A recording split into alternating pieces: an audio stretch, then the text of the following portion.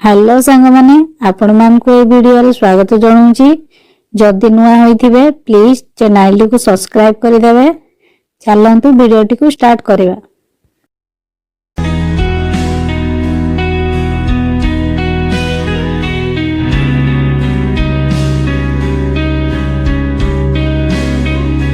सांग माने आज आमे एमिति गोटिए रेसिपी करिवा जहा गोटिए विंटर स्पेशल रेसिपी कंचा हरड़ डाली रो गोटिए रेसिपी करिवा जहा देखिबा को जेमिति सुंदर खाइबा को भी भारी स्वादिया। एही रेसिपी पाई मु कंचा हरड़ डाली आनिछि जहा शीत दिन रे अति सहज रे आपण माने मार्केट रे पाई परिबे। बस यार चोपा छड़ेबा को टिके कष्ट करबा को पड़िबो। मु सब चोपा छड़ेई सालेनी। ता सहित गोटिए टमाटर आउ गोटिए प्याज को छोट छोट पीस करी देइछि। गोटिए आलू को मीडियम साइज रे काटी देइछि। प्रथमे गोटिए कढ़ाई रे तेल नै जिबा। आपण चाहिले सरिष तेल किबा रिफाइन तेल भी यूज करि परिबे। तेल गरम हैला परे एथिरे आधा चामच जीरा पकेइबा। तापरे कटा होइतिबा प्याज पकेइबा। प्याजटा गोल्डन कलर आसीबा जाए आमे यहा को फ्राई करिबा।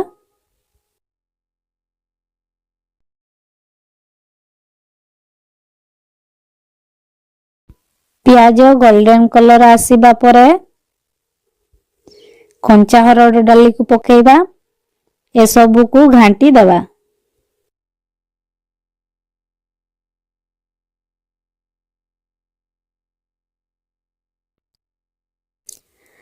तापरे अदा रसुण को छेची की पकेइबा।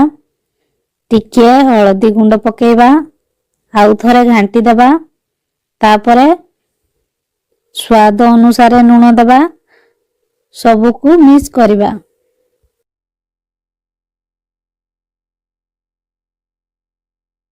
तापरे जीरा गुंड आधा चामच एवं धनिया गुंड आधा चामच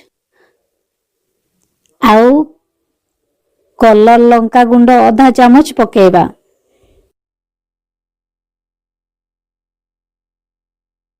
टिके घांटी दबा।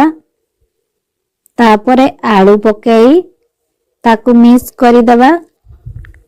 5 मिनिट पई ढांकुणी घोड़े दबा।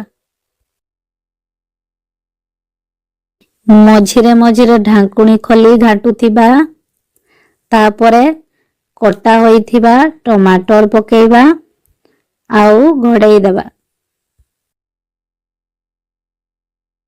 5 मिनिट परे ढांकुणी खोली पुणी घांटीबा। एबे सेथिरे गोटिए कप गरम पानी देई दबा।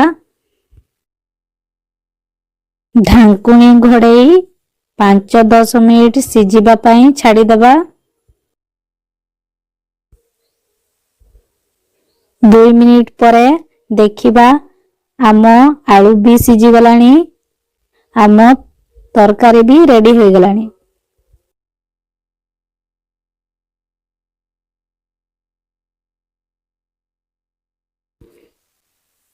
एबे ता ऊपर धनिया पत्र पकेई दबा।